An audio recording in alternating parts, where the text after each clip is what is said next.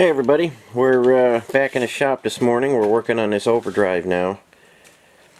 I got the transfer case in epoxy primer yesterday before I went inside, and there it is, ready to accept the overdrive in there. Okay, so when you get your overdrive, you're going to have a few different pieces like you see here. This is a 26 tooth overdrive, and this is from Herm, the overdrive guy. And he puts together a very nice unit here. You got your hardware, a couple critical pieces right there, your snap ring and your star washer there. And if you get the shift lever kit, you get a few different pieces there. You get your floor boot gaskets, your oil scoop, a bunch of things. So we're gonna get set up, and I'll show you how to put this in, and keep you from making any mistakes along the way. So let me get set up here, and we'll get ready to start putting the 26 tooth gear right inside there. Okay, now we got our whole assembly started there. We got a thread or two caught on our main shaft coming out of the transmission. That's the whole assembly as it comes in your package. And if this was in a vehicle, it wouldn't be too bad to put in there, but if you're on a bench like I am here and you want to put it in, you need some way to hold back, you know, so you could tighten that to 120 foot-pounds. If you're in your vehicle, I put them in reverse, and you can tighten it down to 120 foot-pounds without a problem. But when you're on a bench, let me show you how I do it. And it could be a little tricky to hold back. I keep an old clutch disc handy. Let me try and get you in there.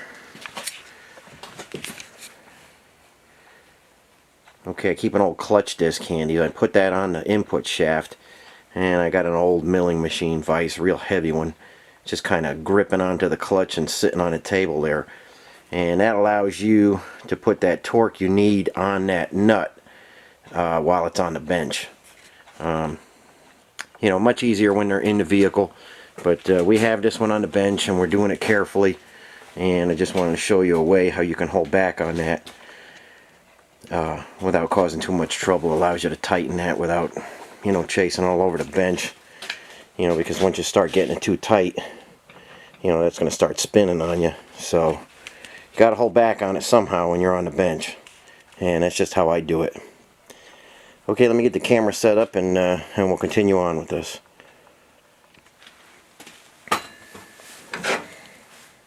Okay, you're going to use a 1/2 inch extension. I got a long one here so I can stay out of the way of the camera, and just get it fit in the nut there. And we're going to take it down nice and easy. Okay, we're starting to get some torque on that now. I'm going to have to get the torque wrench out, and we'll check and see where we're at on torque, and then we'll see how we line up in there. So let me dig that torque wrench out. Okay, now our instructions tell us we want to take that nut to between 100 and 120 foot-pounds. And you also need to line up the nut properly to get your washer and your snap ring in there. So I'm going to take this one to 100, see where we're at. And like I say, if you're in the vehicle, you're not going to have to fight this thing because the clutch will be locked up on the pressure plate and all that, but I kind of see it wants to get away from you here, so we'll try and get it down to 100 here.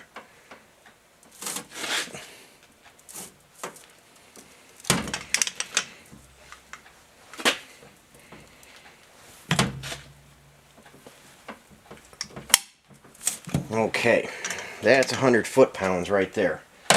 And you got to fight it a little bit on the bench, but no big deal. Okay, now, when you get your instructions, there's going to be a couple little pieces of paper in there, like this here. I don't know if you can see it with the glare, but this tells you how to set the nut so that you can get your washer in there. So read your instructions carefully, and I'll try and get the camera in there and show you how it gets set up right. But this comes with your kit. Read it and follow it, and you'll be all right. Okay, there's our special lock washer. That four-sided lock washer is installed in there, and it does take quite a bit of fussing to get that in there correctly. You want that to drop right in there, and again, you want to follow the directions carefully. Let's see if I can get you in there.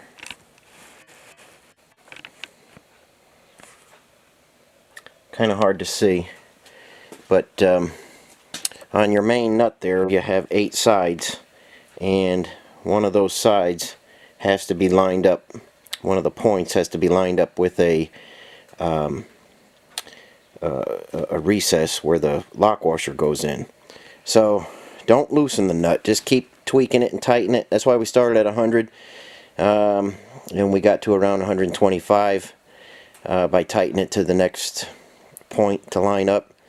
But that lock washer should fit right in. It should just slide right in there, go right in there nice, and lay in there and leave you enough room to put the snap ring in. And that's what we're going to do next.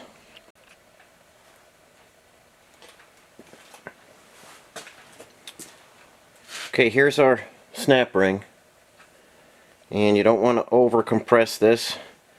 It's got that tiny little bit of space in it the way you get it. I've got some snap ring pliers, and you only want to compress it so they're just touching or a little bit less than that.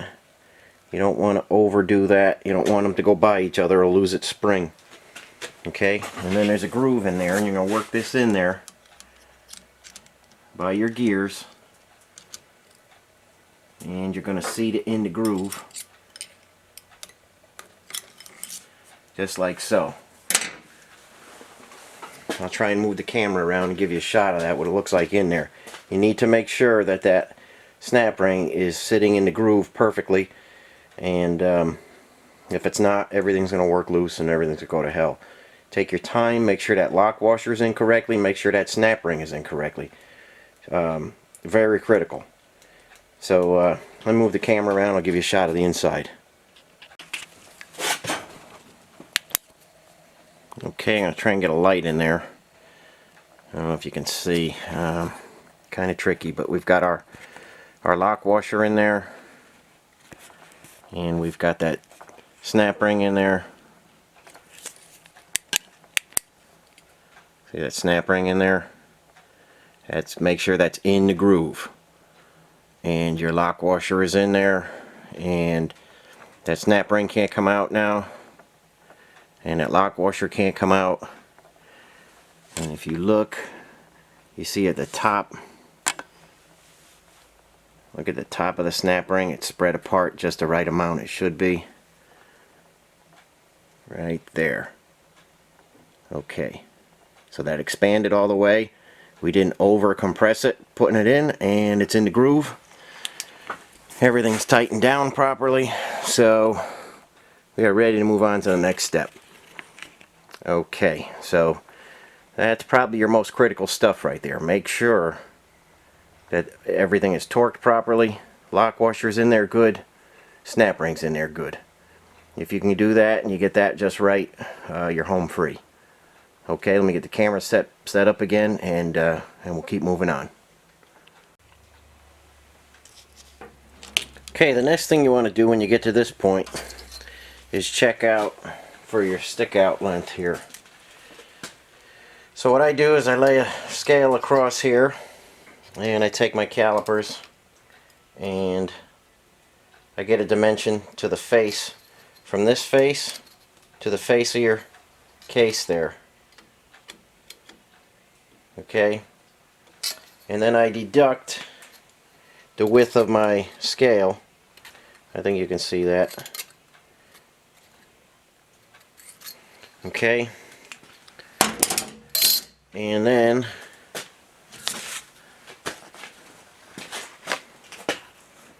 we get you zoomed back out here, And then we do our math.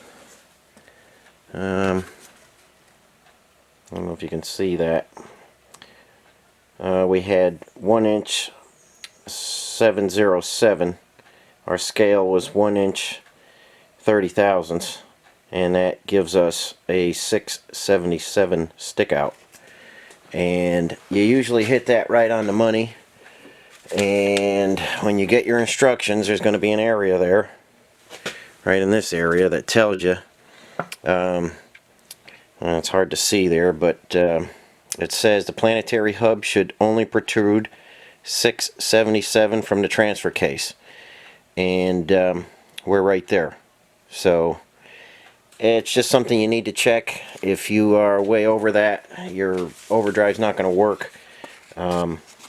So it's critical you just check that, make sure you fall in the parameters.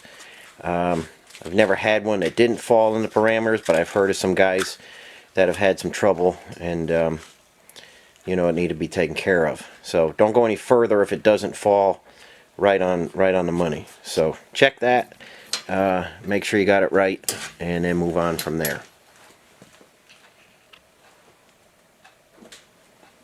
Okay, let's take a look at our unit here. You want to make sure your synchro ring is in the dogs, and we know this one is, and Herm does a nice job. He packs it with grease. A very remote chance that that'll come out of place, but just make sure you don't want that up too far. There used to be a little piece of tubing on there to hold this back. This one didn't come with it, but this wants to be all the way back. Don't accidentally push it forward. Don't drop it on the end there. This wants to be all the way back before it goes in. This is the scoop. This is critical. This goes in that hole. Push it in there. And what that's going to do is kind of funnel oil to the back of this unit. Very important that that's in there. And all our bolts that go in here go into oil. So that gets thread sealer on it. You get a special sealing washer with the kit, and that goes on this hole, and I'll show you in there if you can see. It's hard to tell what you can see here. If you can see, this bolt is inside the case, so you can't seal it here at the threads because there's oil behind there. So you take that special sealing washer, put that on that bolt, okay, and that's gonna go right in there, and it's gonna seal out here. There'll be oil all in the case. That's the only one like that, and that's the only place that bolt goes.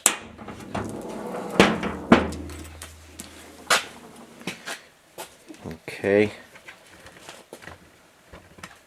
there's the back of our case. We smeared some grease around here. We've got our oil scoop in. We're going to send this in the case. Sometimes you might have to tweak that to get by your... Yeah, we're going to have to squeeze that just a little bit. Sometimes you got to squeeze that a little bit to get it started. No big deal.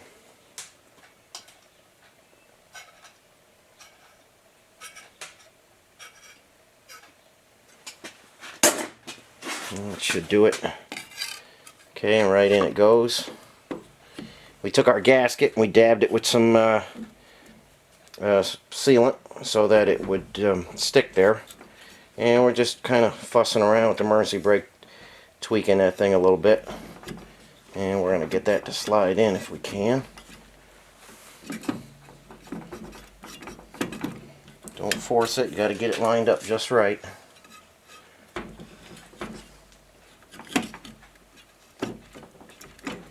Okay, and when it's lined up right, it's going to slide right in.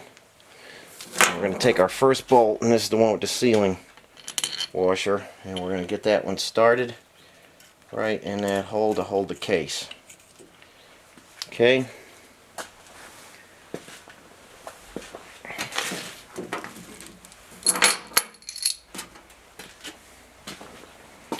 And with your kit, you get some internal tooth lock washers. We got our bolts.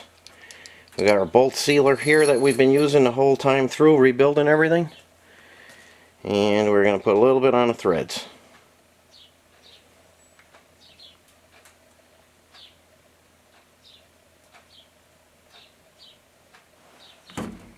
Okay, and then we'll get that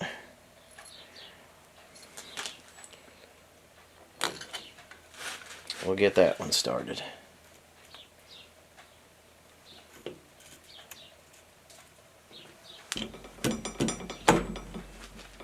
Make sure that goes up against the case. You know, just knock it in there by hand. Make sure you're not going to tweak anything or get anything messed up in there.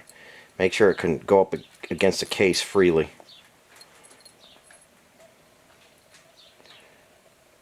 Okay, and this will save us from having oil leaking out of this thing.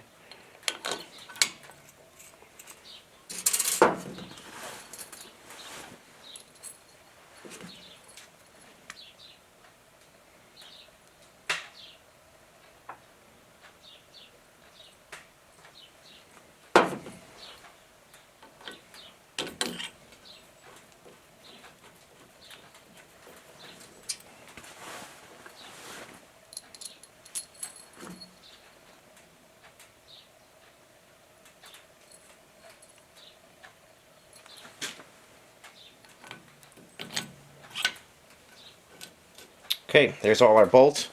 We're going to take those down evenly, and we're going to take them down to 30 foot-pounds, and that'll be the installation of the overdrive.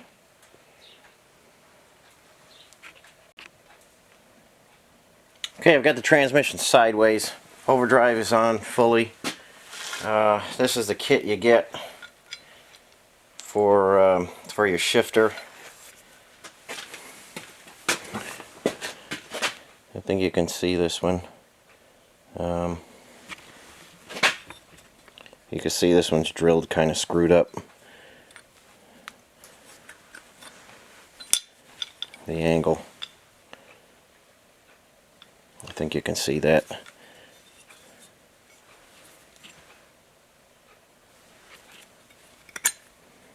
Well, maybe like that. See the space we got on the bottom, or we're hitting on the top. I usually make my own linkage, but this is a pretty good starting point.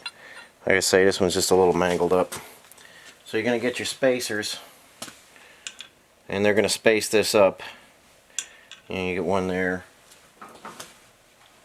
and one under that bolt, and then that will bolt on there. You got your rod, that'll fit in there. You know, and you kind of play around with this and get this shifting right. And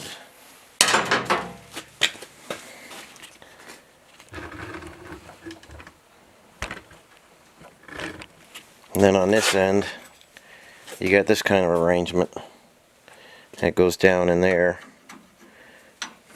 And you can see your basic shifter, you know, you just got these pieces here like this, and that's just going to move this in and out and shift you in and out. This rod, you could bend it any way you like for when you're sitting in the cab. You could put it as close or as far away as you like. You just bend this, heat it and bend it, or you could bend them cold, there's no big deal. And then you've got your floor plate and your ring and stuff, and we'll put this in all afterwards when we do the body, and we'll fit this after, you know, when the body goes on. And for these, this isn't a bad way to do it, and I use these quite a bit. On my own stuff, I usually make a round rod here. This sometimes has enough flex in it, you know, where I don't like the shifts. They're not as crisp as if you put some stiffer linkage in there. Like I say, this works. It's not a big deal. But you can get as creative as you like on the linkage, and you don't have to buy the linkage with the kit. You can make your whole setup.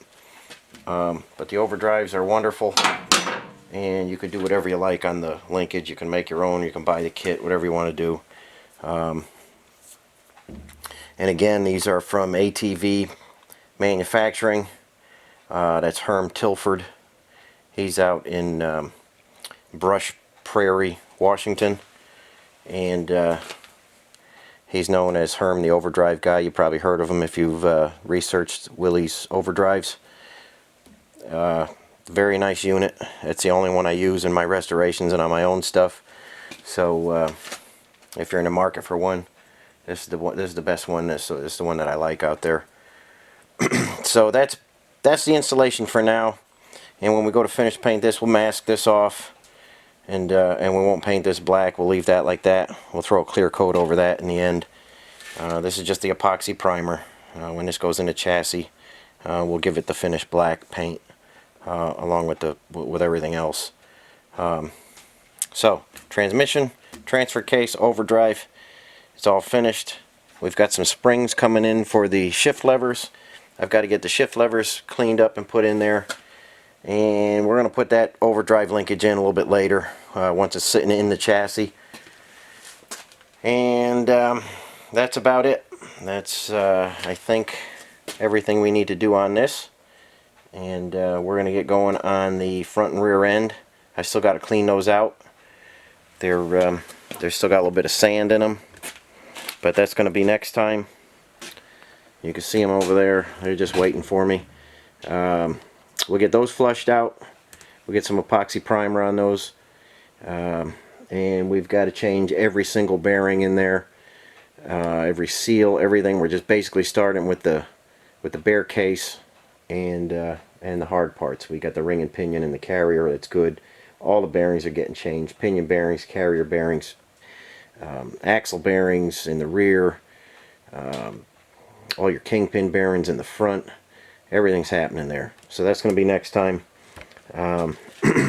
Any questions on the overdrive installation, just send me a comment, and let me know what you think. And keep following along. We've got many more videos to come, and a lot more technical stuff we're going to get into on that front and rear end. And it'll be helpful if you're doing your own, or just want to see how it's done. Okay, appreciate you guys hanging in there with me and watching the videos, and hope you're getting something out of it. And feel free to send me a comment, or hit the like button, or subscribe if you like. And like I say, there's a lot more coming. So we will catch you next time, and we should be able to get going on one of those, either the front or the rear end. I don't know what I'm going to do first, but that's what we're doing next time, and we'll see you then.